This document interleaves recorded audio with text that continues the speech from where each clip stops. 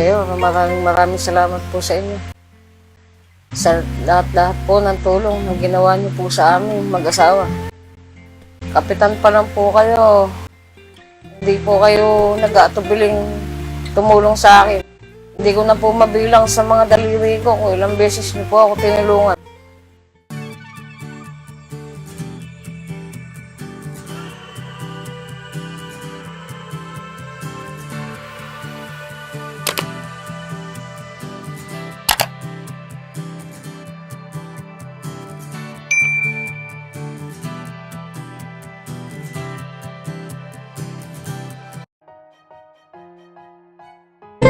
Parang kailan lang po, yung dialysis center, imposibleng pangarap sa akin. At sa iba na pinagsabihan ko, na ang sabi ko, gusto kong magtayo ng dialysis center na libre ang lahat ng mga may sakit sa lungsod ng Gapan.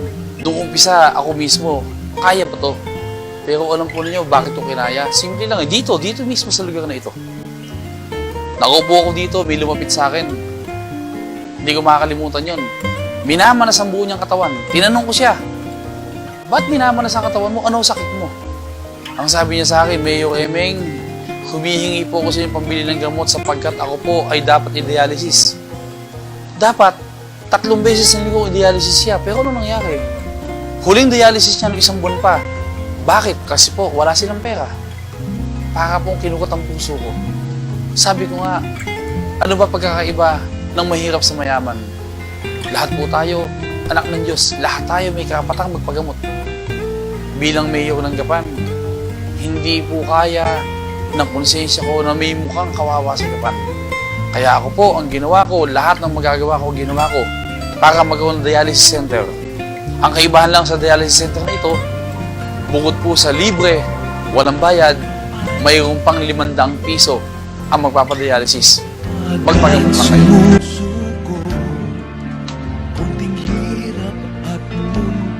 Po si Joel Bernardo, 12 taon nagda-dialysis. Hindi ko po alam paano akong makakasurvive sa hirap ng buhay. Yung bagay po para sa aming mga nagda-dialysis. Kaya po, Mayor, tulungan niyo po kami. Lumalaktaw din po ako sa injection ng pampapula ng dugo. Sa kawalan din po ng pera. Kayo lang po, Mayor, ang tanging pag-asa namin para po humaba-haba pa ang aming buhay. 4 years old pa lang po ako, nagda-dialysis na po si Mami. Lumaki po ako sa mga dialysis center. Kaya po, nakikita ko po nahihirapan si Mami, para po sa akin masakit yun. Dahil minsan po inihiling ko na lang po na sana yung mga nararamdaman niya po sa akin na lang po sana. Kasi po, para po sa akin, anak po kasi ko, nahihirapan po akong makita si Mami na nahihirapan siya. Mayayaran mo po kayo mag-asawang tumulong sa mga tao pong katulad ni Mami. Maraming salamat po sa mga natulong niyo sa amin. Kayo na po ang nagdudugtong ng buhay ni Mami. Maraming salamat po.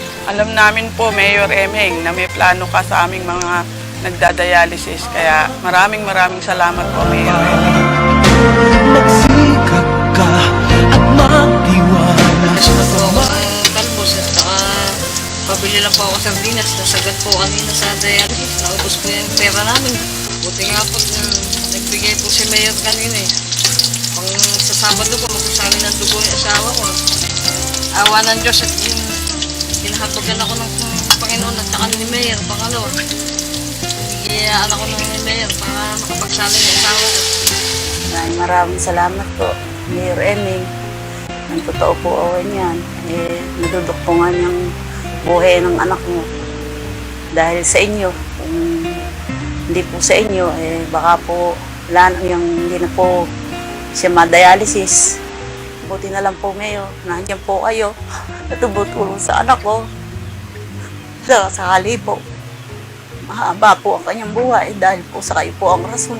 Sana po, Mayor, kayo naman din po, humaba po ng marami yung buhay ng noon.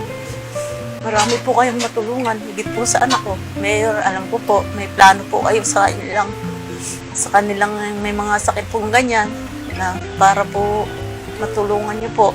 Alam po namin na hindi niyo po sila pababayaan.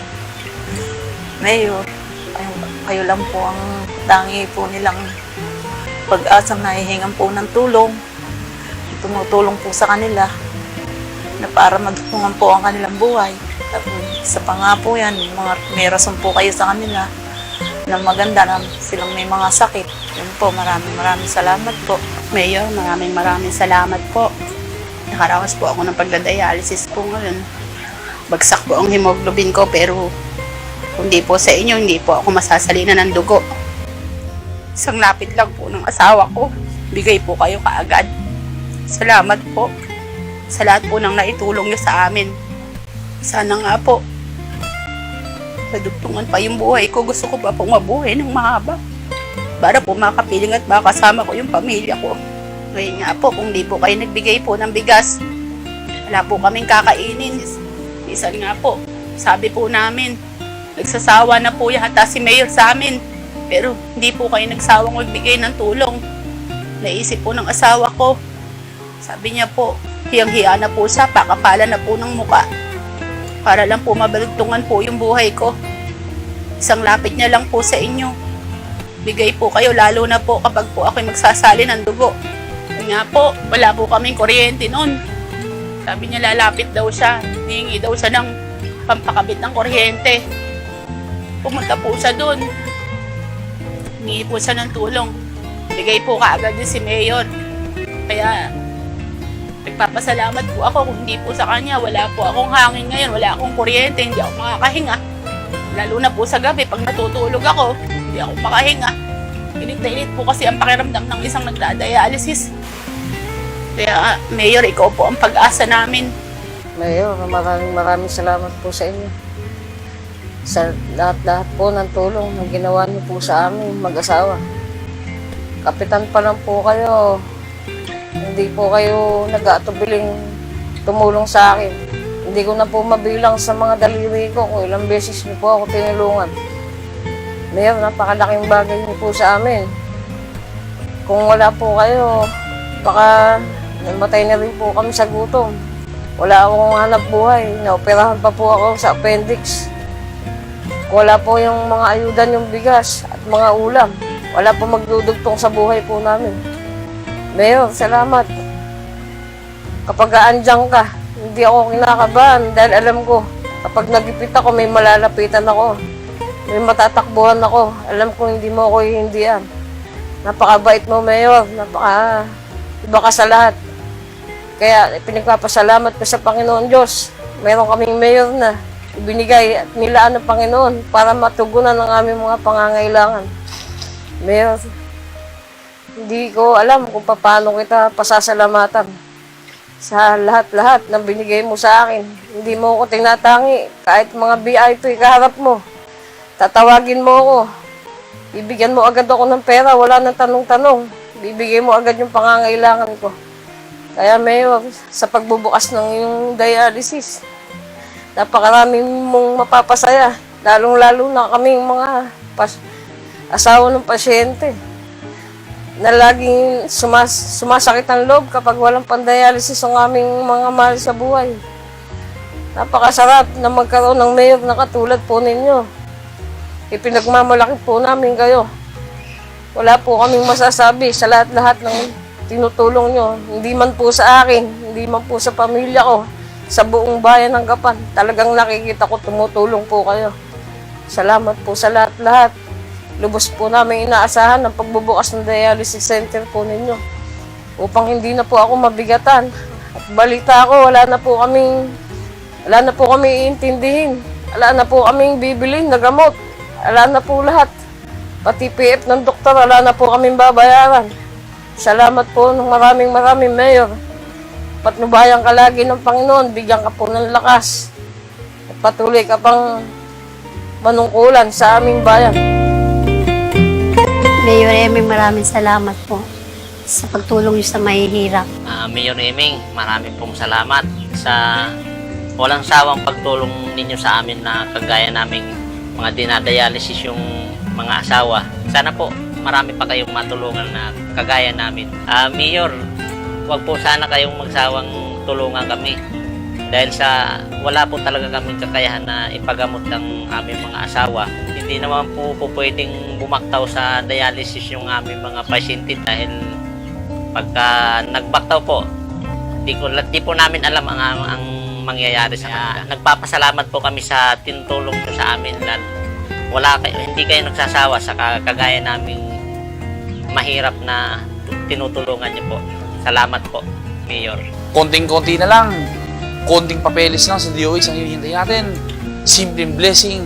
Sisimulan na po natin dialysis center. Tingnan po natin kung ano itsura ng dialysis center dito sa lungsod ng Gapan. Tara, samahan niyo po ako.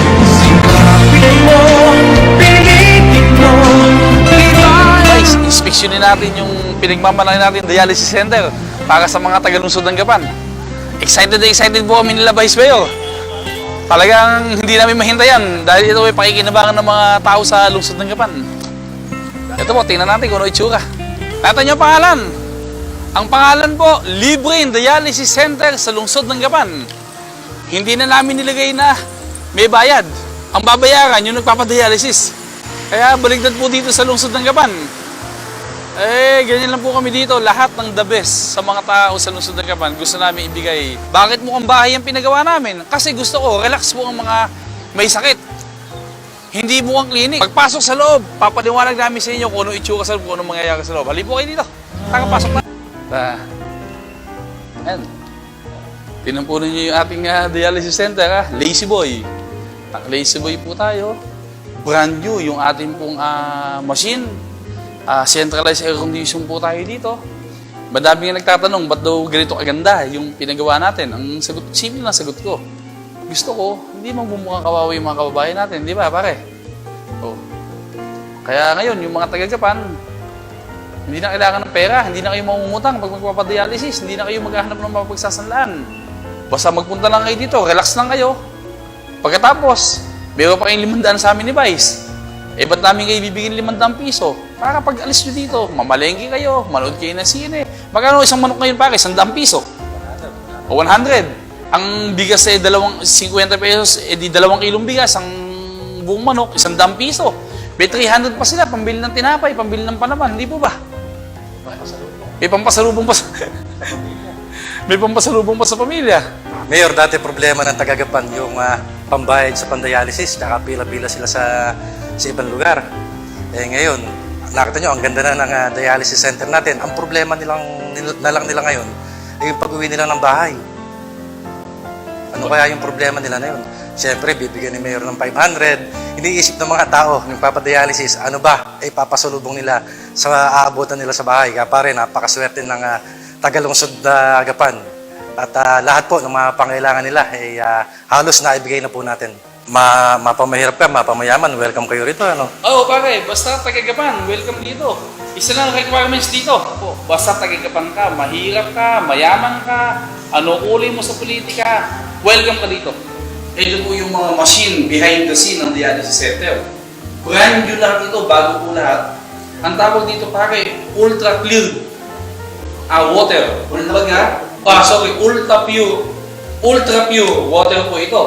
Parang mas malinis po ito sa mineral water. Kaya ito po ang isa sa buhay nung dialysis center natin. Lahat po ng ito, brand new, walang siluman dito. Kaya mo na magpapagamot, huwag kayong mag-alala. Kahit na mag-blackout, hindi po mahihinto yung ikot ng dulo nung machine, dire-diretso po ito, automatic to. Walang tenipid sa dialysis center, wala. Yun po, nakita nyo na kung sabi nga, ang problema nyo dati, pampagamot. Ang problema nyo ngayon, paano nyo gagastahin? Pasalubong sa bahay, yung bayad sa inyo 500 piso, di ba? O sino to? Sino itong masipag na to? Si Bukal, ano ginagawa mo dito? Kasi kuya, siyempre tumutulong na ako dito kasi baka tinatanong mga kadistrito, pwede ba? Libre mo na din yung mga kadistrito ko? Alam mo, Bukal, yung kadistrito natin, mahal din natin yan eh. Tingnan natin, pero sisiguruhin ko, yung talagang mahirap na kadistrito natin, kaya natin isingit dito dahil meron tayong 24 na machine. 24 machine po ito at kung kinakailangan magdagdag pa ako, paabutin ko ng 50 machine, gagawin po natin to. Okay? So sa ngayon, Bukal, talagang mahal na mahal mo ang kadistrito. Ang masasabi ko lang, yun munang mahirap na taga-distrito. Pero sa mga taga-Gapan po, mahirap o mayaman, kahit sino binoto mo, kahit ano ka pa, basta taga-Gapan ka, libre po dito. O sige, tuloy mo na paglilinis mo na makumbinsi mo ako. Kailangan ito malinis sa malinis. Pagdating ng mga pasyente, wala silang masasabi. Siyempre naman. Okay.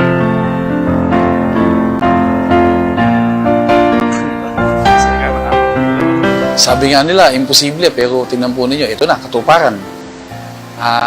Nung dialysis center natin. Basta tagagapan, gusto ko po, maramdaman ninyo na may gobyerno kayong sinasandalan. Basta ako, pinapangako ko po sa inyo, hanggat ako ang mayor sa lungsod ng Gapan, walang magiging kababa dito sa Gapan. Kasama po ninyo ako. Sa hirap at ginhawa, sa sakit at kalusugan, hindi ko po kayo iwanan. Basta tagagapan, gusto ko po, maramdaman ninyo na may gobyerno kayong sinasandalan. Basta ako, pinapangako ko po sa inyo, hanggat ako ang mayor sa lungsod ng Gapan, walang magiging kababa dito sa Gapan. Kasama po ninyo ako. Sa hirap at ginhawa, sa sakit at kalusugan, hindi ko po kayo iwanan.